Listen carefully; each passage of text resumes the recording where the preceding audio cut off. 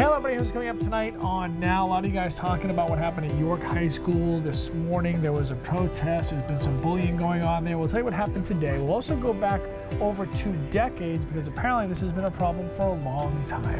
Plus, day 2 of our series, Selling Girls. We're talking about sex trafficking. Believe it or not, it is happening in Maine. And there's one brother who might be in trouble with his sister for clowning around. We'll tell you about that. This is News Center now.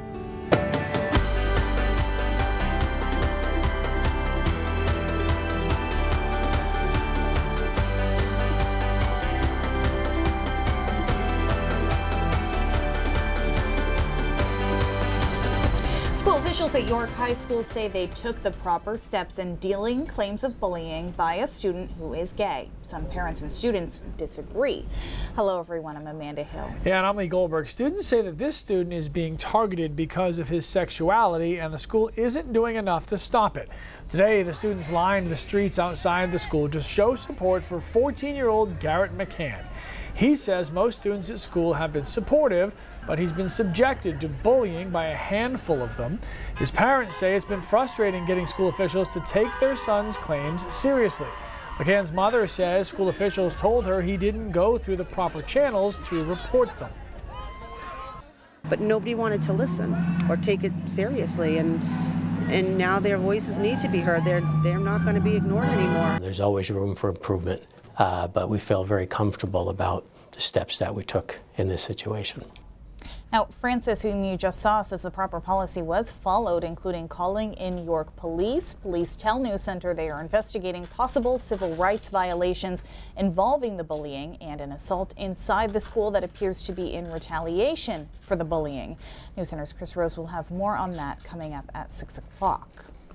Now, bullying is a pervasive problem, and with the invention of the internet, it really has changed over the years. So one former York High School student says that this situation is all too familiar to her because it was exactly the same for her decades ago. Kira Ireland says she actually dropped out of high school her senior year and was robbed of things like graduating with her friends and going to prom, all because nobody at the school was willing to help stop her from being bullied. It was a lot of mixed emotions. Part of me was so joyful and so excited and so inspired by these teenagers that are out there today supporting a fellow student and standing up for what they believed was right, and that making fun of people, bullying people, it's just not acceptable. But the one thing is that the school never apologized for taking away from me something that would have meant a lot. And that is part of the most hurtful thing, is that as being a member of that community and being a member of that school system from 2nd grade to senior year, they didn't care about me. Kira did mention that through the years, the people she went to high school with have reached out and apologized for how she was treated back in high school, which is nice to hear. Now, all right, moving on with the same topic, though. When her husband took office, First Lady Melania Trump promised to fight against bullying nationwide. Today in Detroit, FLOTUS launched the Week of Inclusion campaign. Yeah, the First Lady asked a group of 6th graders to make a new friend this week, learn about this new person and their feelings. It's part of the Nobody Eats Alone program, which hopes to reverse the trends of social isolation by making sure kids are trying to eat with new classmates and peers. Now, the First Lady shook hands with students, even posed with some kids for selfies. Secretary of Education Betsy DeVos was also at the event.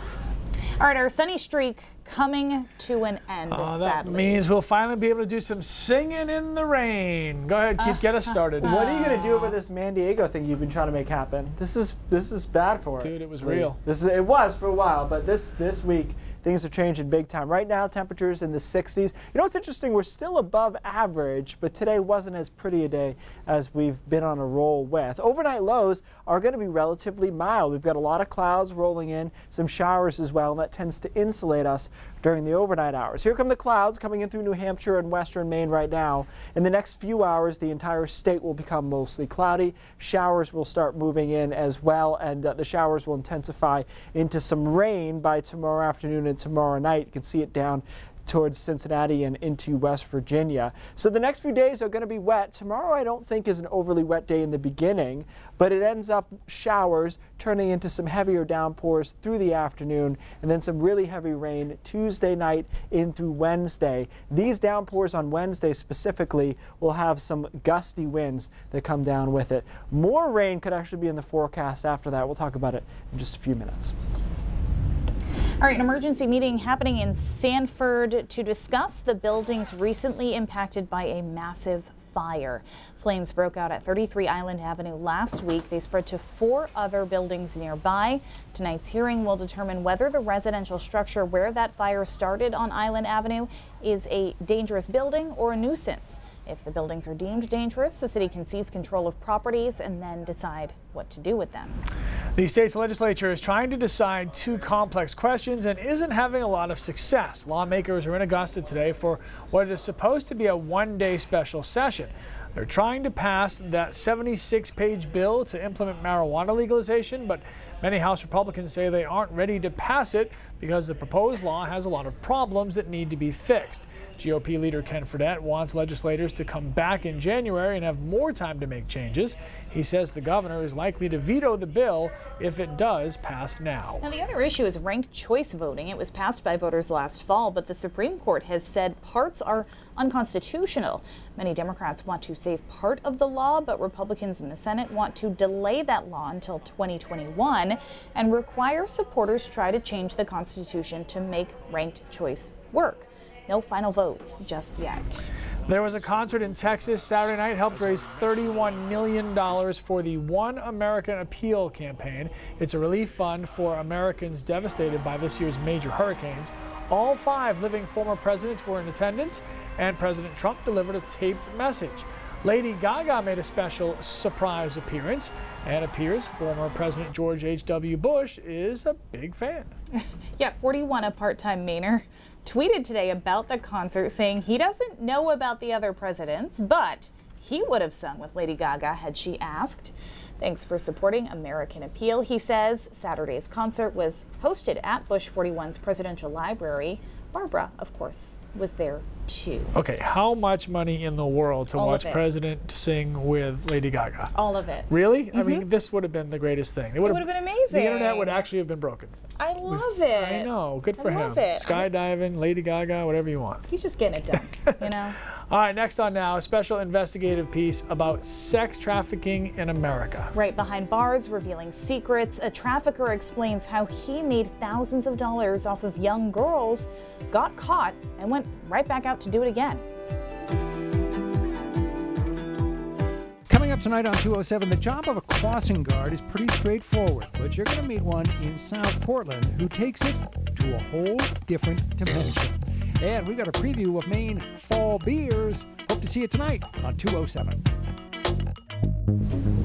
All over the world, girls are being forced into the sex trade, modern-day slavery. These girls are being sold against their will.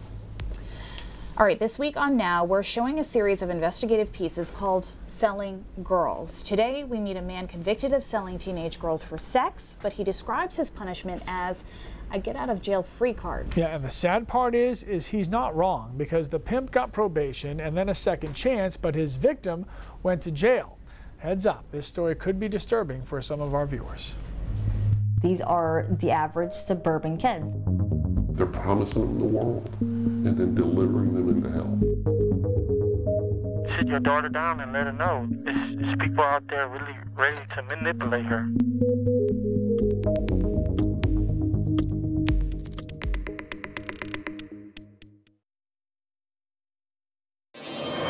Some would say you're only a baby. Yeah. Some would say that. Everything just sounded nice, like the fast life and being able to do whatever you want, no parents, no rules.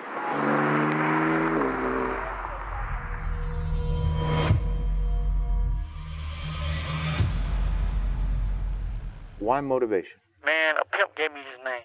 He said, I'm going to call you Motivation because you dedicated your woman and inspired her to be something that she wasn't. Bring it back. my feet, cause you know how I go. I need a top notch choke, get down the floor. Say, tell your daddy, well, know how I go. I keep it flying. Snow bunny. Top notch bitch, better have my money. The money is addictive, man. It's like a drug, you know? It's adrenaline. It's a rush. You got to pay daddy well. I'm making rapper money. I'm seeing 100,000 in 6 months. At the end of the day, it's just ran like a business. It's like Baskin's and Robbins. You got different flavors, you know? Everybody got their different tastes. Everybody got different type of girls they want.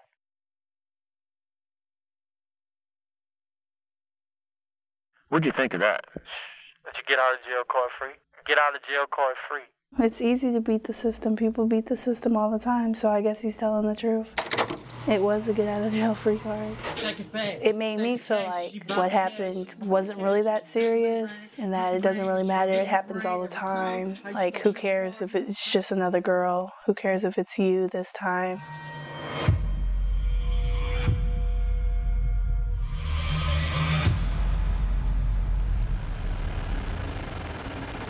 Every day, getting money. Every day we ride around in Hummers. Big bodies, big cars, fancy cars, diamond rings, pinky rings, find the things. She loved me because I gave it a game.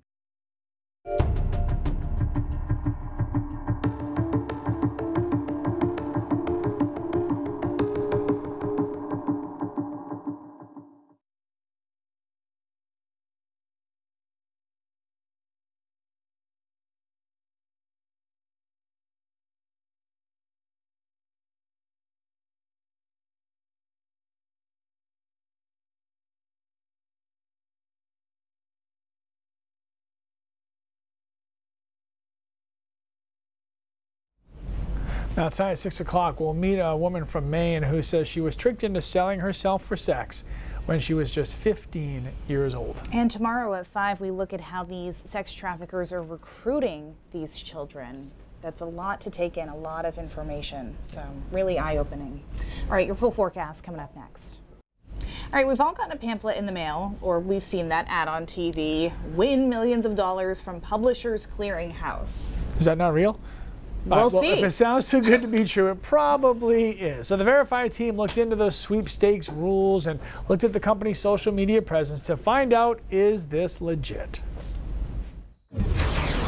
Publishers Clearinghouse has been in business for more than 60 years. We took a look at their sweepstakes rules, checked their Facebook page, and found some news articles about the company. So what did we find out?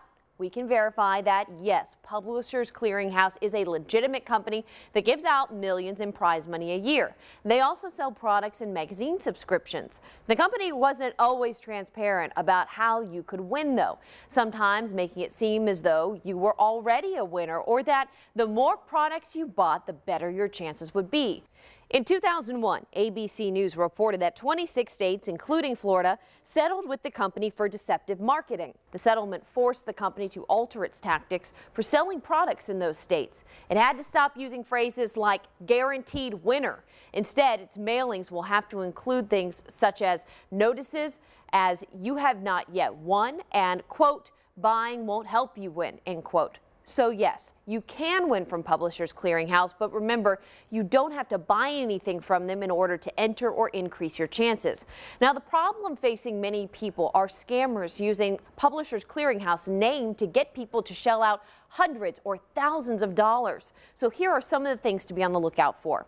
Some scammers illegally use well-recognized legitimate brand names to try and get people to wire or send money. But as we said, you never need to purchase or pay a fee to enter, win, or claim a prize. In a YouTube video, PCH also says it will never send you a private message, text message, or friend request on Facebook. And don't give out your personal financial information. The company also says they only deliver prizes in person, so unless they show up at your door, you're not a winner.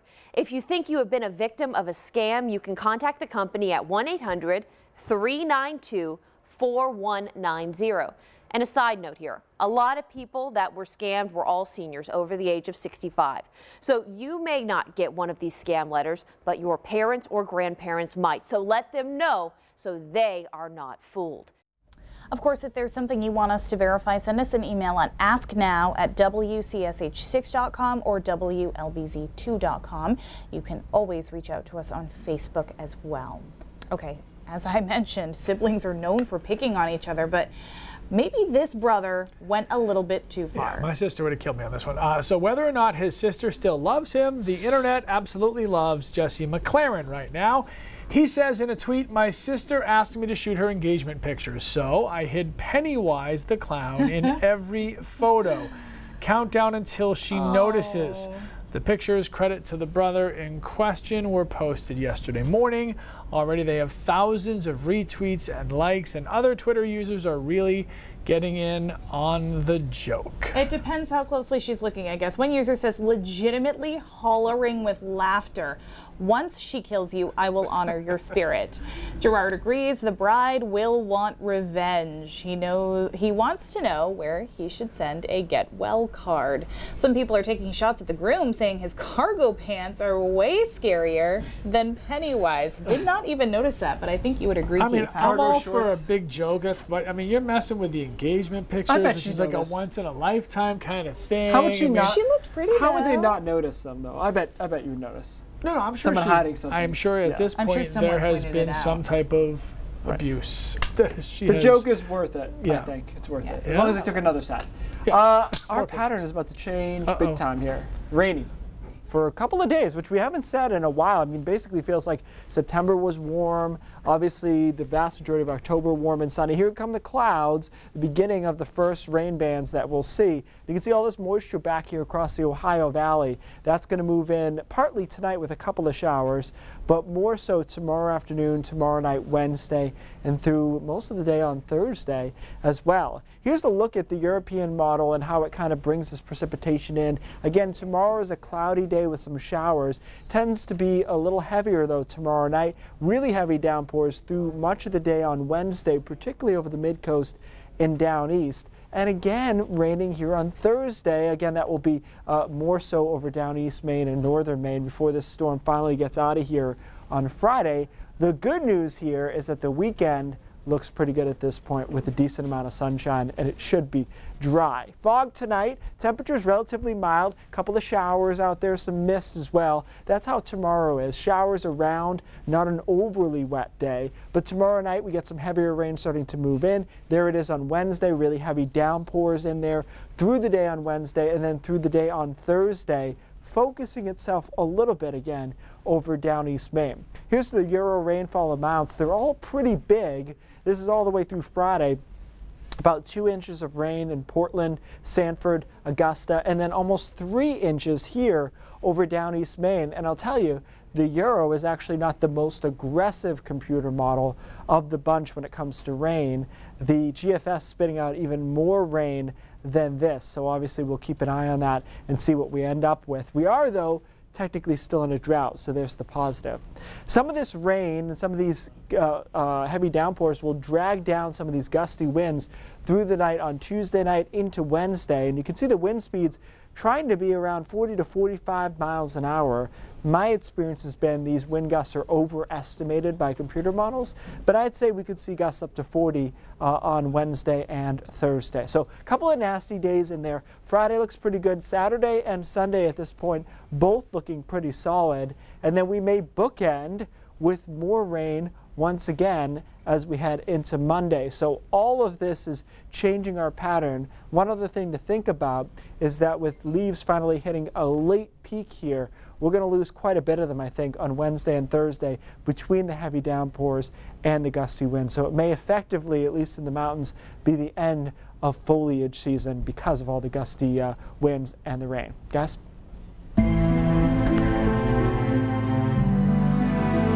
Looking back, I know I was where I needed to be to get that phone call because they surrounded me and they got me there safely. That phone call was the one Jamie Higgins was hoping she would never receive. Tomorrow night on Now, Higgins, who is a crime analyst for the Scarborough Police Department and coordinator for Operation Hope, speaks for the first time about how her crusade to help drug addicts got extremely personal. Her story of both loss and hope tomorrow night on Now. Amanda? All right, thanks, Lee. Lots more coming up at 5:30. Pat Callahan has a preview. Well, legislators are back at work at the State House today. They're tackling details of a couple of things that voters passed in referendums last year, and that would include the sale of marijuana and ranked choice voting. There's a lot of problems to sort out, and they don't have a lot of time left to do it. Don Carrigan will have a live update from the State House. Senator Angus King is urging Mainers who need health insurance to sign up for Obamacare despite the changes that the Trump administration has made, and some words of wisdom and encouragement from cancer survivors to themselves. What do they wish they had known on the day they received their diagnosis? That's straight ahead on News Center at 5:30. All right, thanks, Pat. And now continues right after this. All right, today's Brain Drops actually comes from our producer, Rachel. She sent me this article, and it was quite interesting once I dug into it. This is a Greenland shark, or this might just be a shark, I'm not sure, based on our VO, but Greenland sharks are this creature that they found that lives in the Arctic that can live 400 to 500 years. So they think it is the longest animal like this as far as its lifespan. So scientists are now trying to go in and figure out, how does this animal live so long? How does this mammal live so long? So let's show you first life expectancy of humans. And as we know, over the past 150, 200 years, it has gone up exponentially. Interesting point this article makes, and I never really thought about it. A lot of the gains early on in this graph is just reducing infant mortality. So if an infant dies at 2 months, even if somebody else lives to 100, your average age is 50.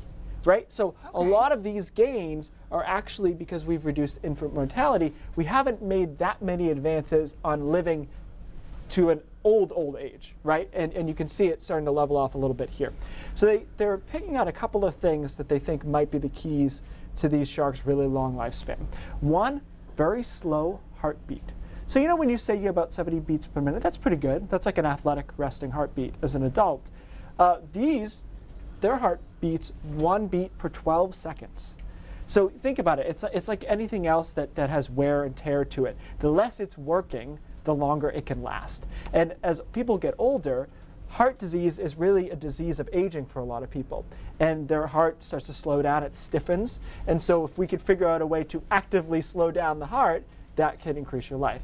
The other thing they found is that our white blood cells, which fight diseases for us, they fight cancer, they fight everything. They come from our bones, our marrow. These sharks don't have white blood cells at all. They have gene mutations that fight cancer, and as far as they can tell, they don't get cancer. Wow. So again, something to be said there. And the last is cold water. Now this one might be great for Mainers. The cold water seems to slow their metabolism and signs of aging. So they're trying to go in and they're dissecting hearts. Unfortunately, a few of these were caught in fishing nets. That's how they're dying. They're taking their hearts, trying to figure out what can be applied to humans. Until then, Mainers, go sit in the water maybe. Go freeze. And stay off, no caffeine, slow your heart down. Slow your heart down. All right. That's what I heard. Drop in some brain. News Center at 5:30 starts right now.